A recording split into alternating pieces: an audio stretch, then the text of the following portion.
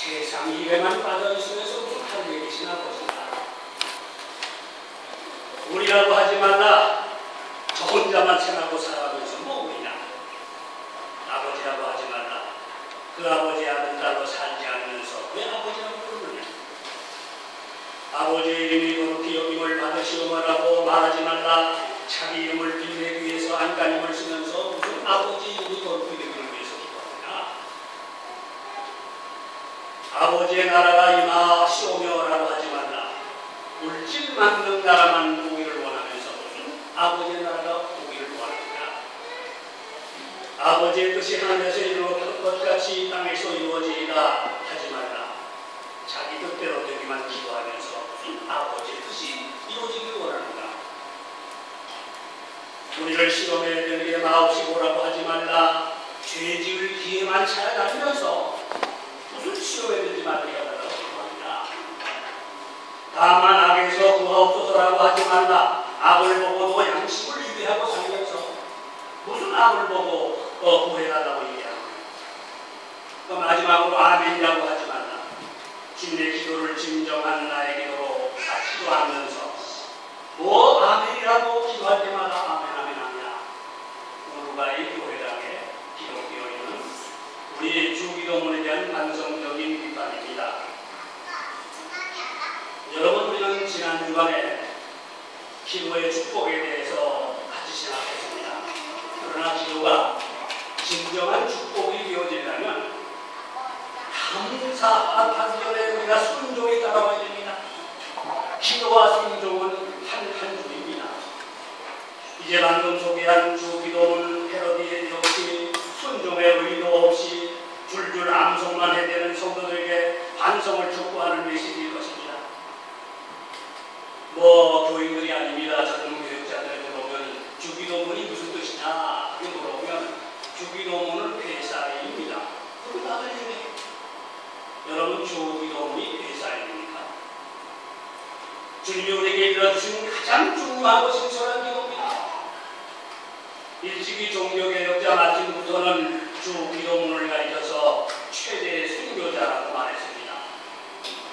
성도들이 주기도문의 말씀대로 순종할 의사 없이 그저 줄줄 암송만 해야 되기 때문에 그렇습니다. 우리 기도 생활이 진정한 능력이 되려면 우리가 기도와 함께 반드시 배워야 할 것이 순종의 삶입니다. 그래서 앤드루 모레이라는 분을 말하기를 우리가 예수님을 믿을 때 우리는 순종의 학교에 입학하는 것이다. 우리가 교회 나오는 것은 다른 건 없어요. 순종의 학교에 입학하는 겁니다. 순종하지 않고는 온전한 믿음의 생활할 수 없고 순종하는 자는 온전한 성도라고 말할 수가 없습니다. 완전한 순종은 불가능해 보이는 과제지만 그럼에도 불구하고 그 필요는 절대적입니다. 히브리서 5장에 말했습니다. 그가 아들이시면서도 받으신 고난으로 순종을 배워서 온전하게 되었느냐. 우리 예수님께서도 순종을 배우셨다면 그의 제자들인 우리가 얼마나 많은 순종을 배워야 하겠습니까? 오늘 말씀에 갈릴리 혼인잔치에 나오는 잔치집 하인들은 우리에게 순종의 모범을 보여주고 있습니다. 첫 번째, 순종은 예수님의 동역자가 되게 합니다. 사실 이 기적 사건에서 하인들의 도움이 없어도 예수님은 기적을 행하실 수가 있었습니다. 그러나 하인들이 예수님의 말씀에 순종함으로써 그들은 예수님의 사역의 한 축을 담당하는 동역자가 될 수가 있었습니다. 요한복음 2장에 나타난 기적의 결정적인 출발점은 예수님의 어머니 마리아가 하인들에게 하신 말씀에서 비롯됩니다. 5절 보면 그의 어머니가 하인들에게 이르되 너에게 무슨 말씀을 하시는지 그대로 하라. 마리아가 하인들에게 순종할 것을 부탁한 것입니다. 오늘 읽은 7절에 보니까 예수께서 그들에게 이르시되 항아리에 물을 채우라 하신즉 아기까지 채우니 그런데 하필이면 왜 항아리에 물을 채우라고 하였습니까? 그들이 필요한 것은 포도주였기 때문입니다. 성지순례 가면 예수님이 쓰셨던 그 가나교회 포도주 했던 항아리가 지금도 7개나 있습니다. 중동 지방의 혼인 잔치에서는 포도주가 사치품이 아니라 피지품이었습니다. 그러나 하인들은 한 가지의 물을 채우라는 예수님 말씀에 아무런 분만 없이 순종했어요. 아니, 포도주가 떨어졌는데 왜 채보다 물을 맹물을 집어넣습니까? 얼마든지 말할 수 있지만 항아리를 채우다 보니까 앞까지 채웠어요. 또한 포도주를 기다리는 하객들에게 물을 갖다 주면 어떤 반응이 나오겠습니까? 그러나 하인들은 이해할 수 없는 그 말에 말없이 따랐습니다. 순종했습니다. 8절 이제는 떠서 연회장에게 갖다 주라 하시되 갖다 주었더니 바로 이 순종이 기적을 가져왔고, 순종한 하인들은 예수님이 행하신 기적의 도구로 쓰임받게 되었다는 말입니다. 이 기적을 가장 기뻐한 사람은 누구였을까요? 바로 순종한 하인들이 아니었겠습니까? 그 후 그들은 예수님의 말씀에 순종한 것을 큰 기쁨과 자랑으로 여기고 살았을 겁니다.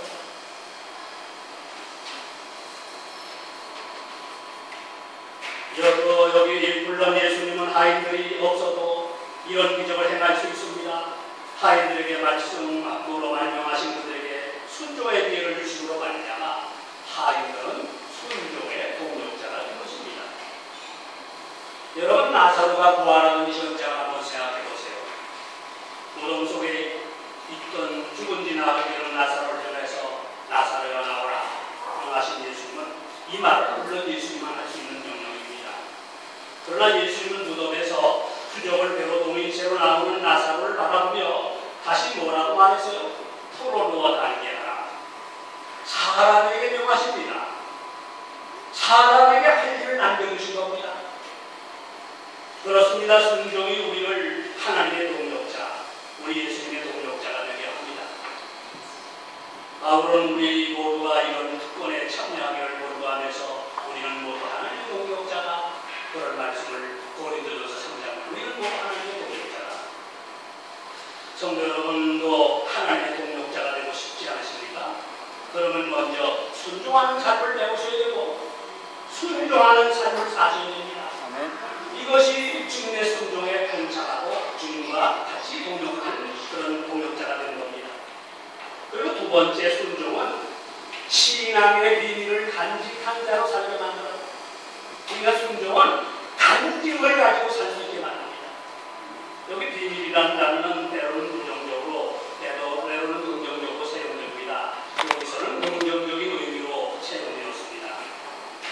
한 국가의 중심부에서 일하는 사람들은 국가의 비밀을 알게 됩니다. 국가에서 이런 비밀을 1급, 2급, 상급 등으로 분류하고 특별히 신뢰받는 사람들에게만 이것을 취급할 수 있는 권한을 주게 됩니다. 따라서 이 사람들에게 비밀은 부끄러움이 아니라 오히려 특권이고 자랑입니다. 사도 바울은 우리가 하나님의 비밀을 빈 그리스도를 맡은 자라고 말했습니다. 또한 이제 이 비밀인 그리스도를 사람들에게 깨닫게 한 것이 자신과 우리의 사명이라고 말했습니다. 하나님의 비밀이 예수다. 그래서 성경이 말했습니다. 그러면 누가 이런 비밀을 맡은 자로 살게 될까요? 주님을 신뢰하고 순종하는 자들이 아니겠습니까? 이렇게 순종하는 자들에게 하늘의 비밀을 간직하고 살아가게 하시는 겁니다. 오늘날 언어로 말하면 간증을 가진 자로 사는 겁니다. 내가 예수 믿었는데 주님에게 이렇게 연애를 역사했다. 이런 간증으로 우리가 살아간다는 것은 우리 신앙이 아직까지 시험 없이 기초적인 신앙을 살고 있다는 겁니다. 난 예수 믿었더니 주님에게 연애를 베풀었다. 이런 간증을 가지고 살아가는 사람은 주님 앞에 순종하는 사람입니다. 잔치를 주관하는 연회장이 하인들이 가져온 물을 맡아왔을 때 이미 기적은 확인되었습니다. 그것은 더 이상 물이 아니라 아주 국산국수 포도주였습니다. 연회장은 물로 된 포도주를 맛보고서 어디서 나는지 알지 못하게 물떠온 하인들을 알더라고 했습니다. 그런데 아무도 그 포도주가 어디서 났는지 알지 못할 때 이를 알았던 사람은 누구였습니까? 바로 물떠온 하인들, 바꿔 말하면 순종한 하인들 아닙니까? 누가 신앙의 힘이 깊은 비밀을 알까요? 바로 순종한 사람입니다. 누가 진지한 믿음이 가져주는 기적의 비밀을 체험하며 살게 될까요? 말씀에 순종하는 정도입니다. 말씀대로 순종하고 사는 성도들입니다. 자손들에게 유산처럼 남길 수 있는 신앙의 힘을 맡은 자가 되기를 원합니다. 여러분 순종하고 사시기 바랍니다.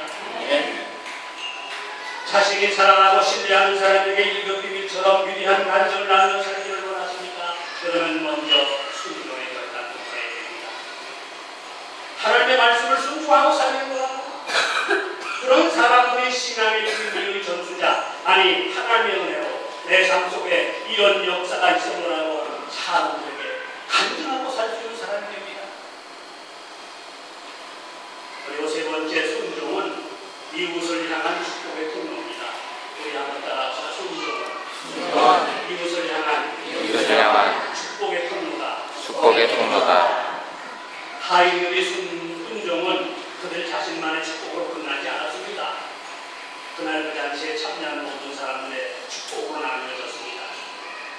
그리고 무엇보다도 하나님의 영광을 드러내는 통로가 되었습니다. 오늘 여기 11절에 말하기를 예수께서 이 첫 표적을 갈릴리 가나에서 행하여 그의 영광을 나타내시되 지자들이 믿으리라.